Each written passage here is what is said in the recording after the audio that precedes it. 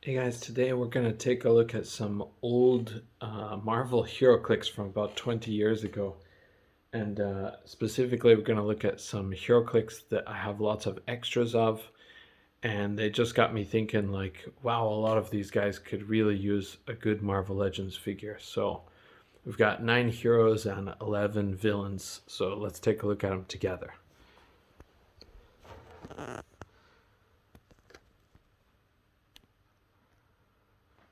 Okay, so our first character up, we've got a very simple one. This is Luke Cage. This is the one that we had a figure of very recently, but as most of you know, they totally screwed up. They cut this part too open for the jacket, which fits loose over the chest. And because of this, then the new Luke Cage figure is kind of a miss. They could improve it a lot simply by painting the part under here yellow and also bring that jacket up a little bit. That looks like kind of like a quality control issue, but I don't think it's actually a quality control issue. I think it's just a bad design, probably. I don't think the factories would screw up the jacket that much. So for the next character, I'll take another hero. This one is one that a lot of people have anticipated. The kind of classic Banshee in his green uniform. You can see these guys, they got kind of funny designs, but they're pretty cool back in the day. But yeah, so many people are waiting for this version of Banshee in his green uniform. Hopefully they will come out with him soon, now that they've come out with the blue and yellow version. But I know they're trying to make us wait on this, so I don't really understand why, but okay, that's it for Banshee. Another figure that a lot of people are interested in, this is Songbird. So it shows she's on the Avengers team, but in fact, Songbird is from the Thunderbolts original incarnation. Boy, that face is quite... a lot of these old HeroClix, the faces are really funny because it's like people sculpted them in this scale, but that was just the way they did it back in the day. So as far as the Thunderbolts go, this figure kind of represents a huge miss by the Marvel Legends development team. They could have completed this team a long time ago. We only have a few figures. We need the rest of the team, and we do have a Songbird. Now it's outdated, so same with Baron Zemo, who is actually Citizen V, Citizen 5, but I think it's Citizen V Victory.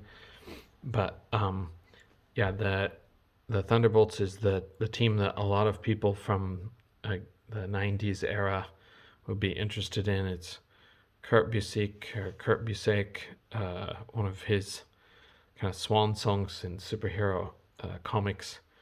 He had a great run on that. So, but anyway, let's see the Thunderbolts come out in Marvel Legends. They could do like a 5-pack, or they could do something even like cooler. They could even make it a whole wave of figures. So nowadays some of the waves are like 7 figures. So, but anyway, up next we look at Quicksilver. We've seen a few different Quicksilvers like through the Toy Biz and Marvel Legends era. I should say Hasbro Marvel Legends era, but Quicksilver is an important character. He kind of binds the Avengers and X-Men together, and he's been popular. I don't know why they haven't made a good figure of him, especially since Marvel got the rights to him from buying Fox. But anyway, this little figure is pretty cool for what it is, but I'm really looking forward to getting my Quicksilver, but he's still in America. I got to go home more often, and I could pick up some guys, but that's the way life works.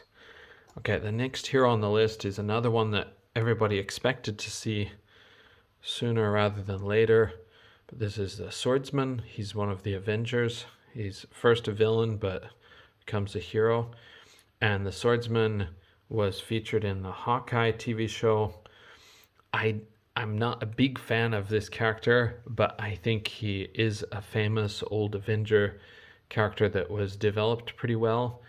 I do want him to get a figure. So the next hero is another character from the 90s. This is Maro of the X-Men. Maro has the kind of disgusting ability to generate bony armor from her claws. This is a really funny looking figure, like a lot of them are. But Maro is basically a really good representation of what was going on in the 90s, and it would be great to get a figure of her. Another one that many people have wanted for a long time is Yellow Jacket. Yellow Jacket is the version of Hank Pym where he's changing his identity to I don't know, he doesn't have confidence in any of his superhero identities, so he's constantly reinventing himself. But this HeroClix is kind of big. You can see it's scaled up. It would be really good to get a version of Yellow Jacket. It wouldn't have to be huge, but I'd say 12, 14 inches would be a pretty good size for Yellow Jacket.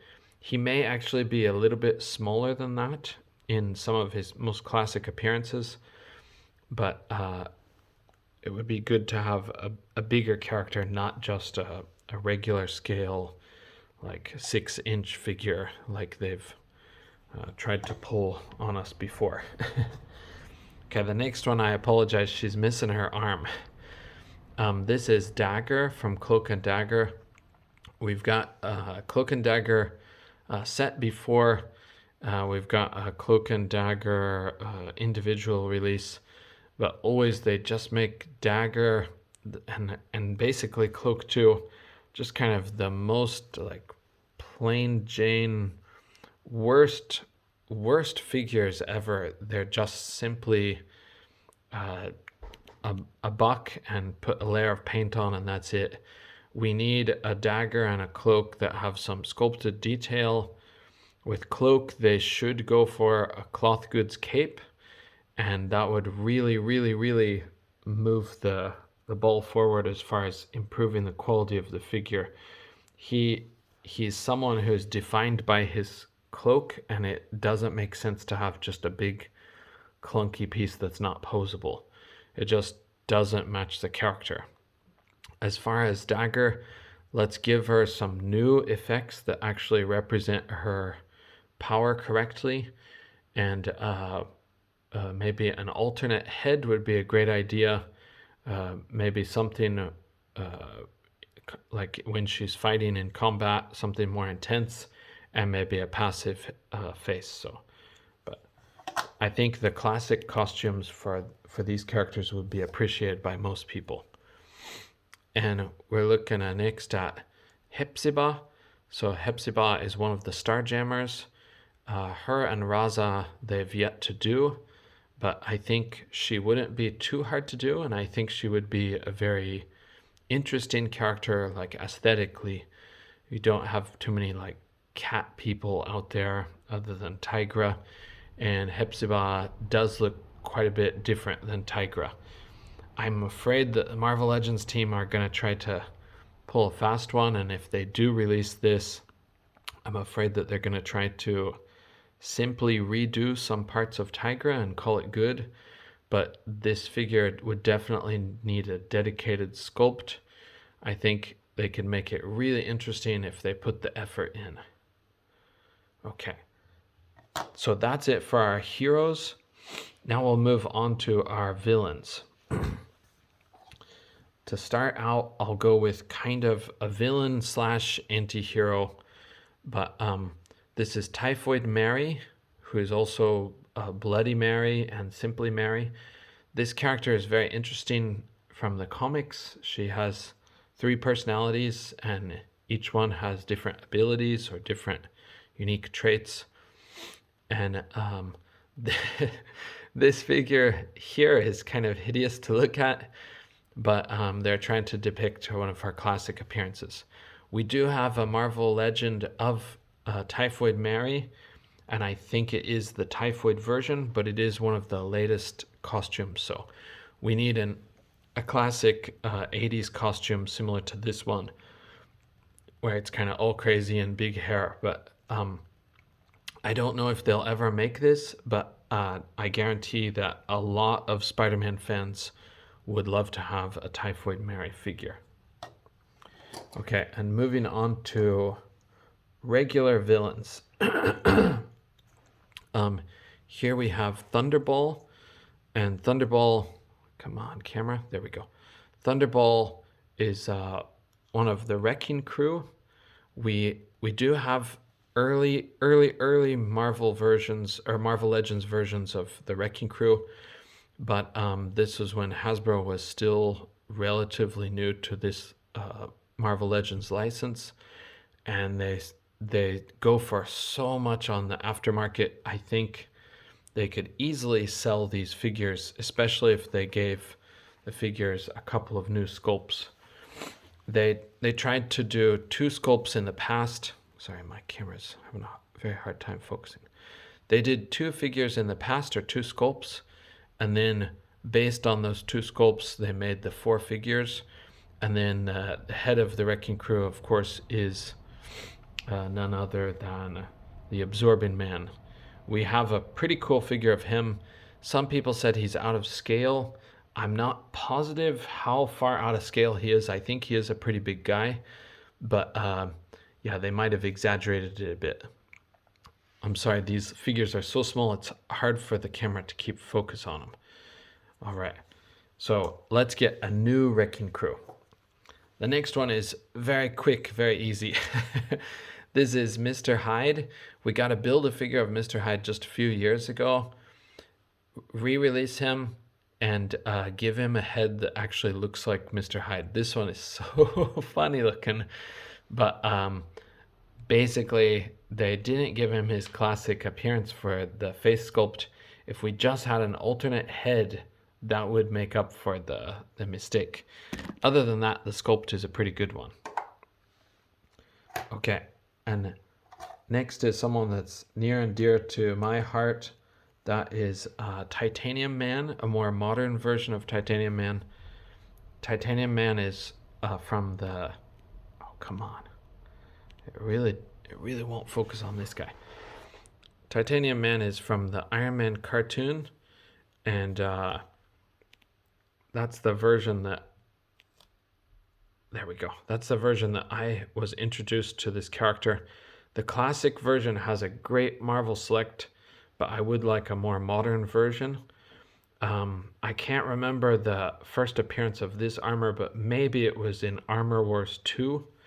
But a great looking armor that's in that comic.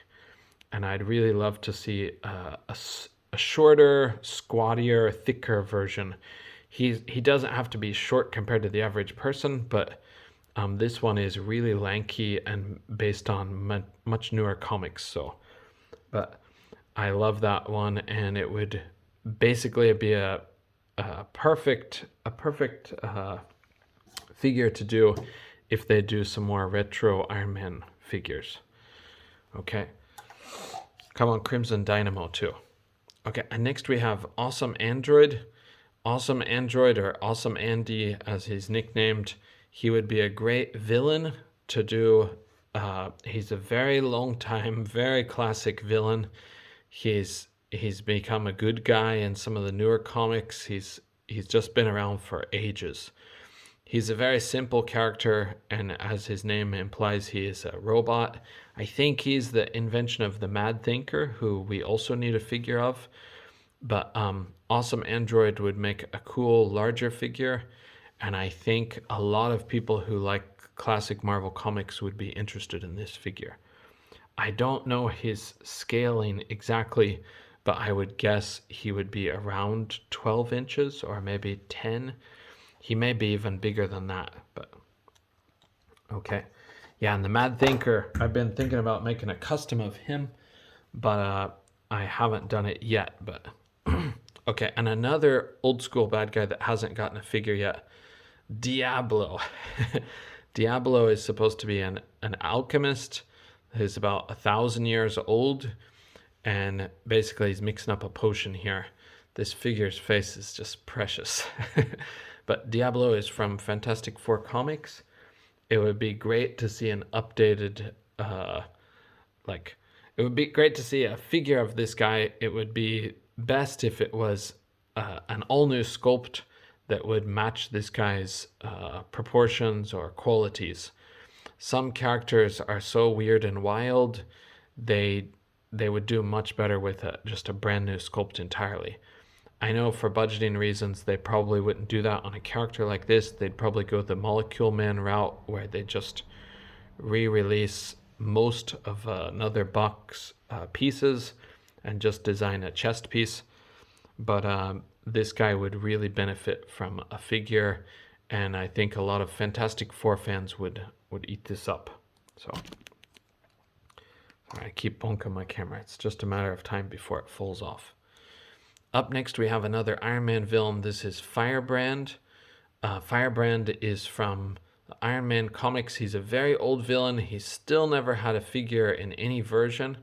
He is a fire starter of sorts, so I could see why for basically some reasons they wouldn't want to release this type of figure. But he is a long-time Iron Man villain. He's had a few different versions over the years. Let's get a Firebrand. And along a similar line, this is not Backlash, this is not Whiplash, this is Killershrike, but this guy brings to mind those characters.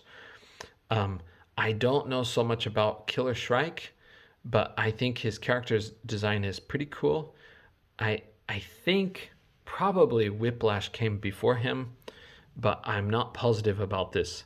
But Killershrike, I can't remember the details, but I do know that it's the type of bird. That's about all I know. Okay, you can see a bird emblem on his chest, but more classic, old style, generic villains kind of like this are something that I always welcome in Marvel Legends. Okay, and we're getting down to the last three. A figure that I don't care so much about compared to most people, but a lot of people are wanting, is a Destiny. She's on the Brotherhood of Evil Mutants. Let's get her done. She's one of the last classic members of that team that we need. Okay, and someone that we've really been needing for a long time. This is the classic comics Nebula. You can see she looks totally different from the Guardians of the Galaxy movie version.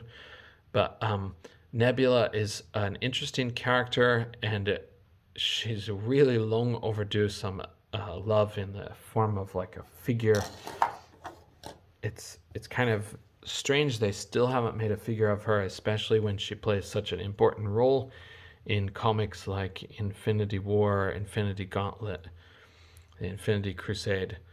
Okay, and the last figure I'm going to show is this Wizard. He's a Fantastic Four classic villain, leader of the Frightful Four. He's sometimes called like a dark mirror version, or a black mirror version of Mr. Fantastic himself.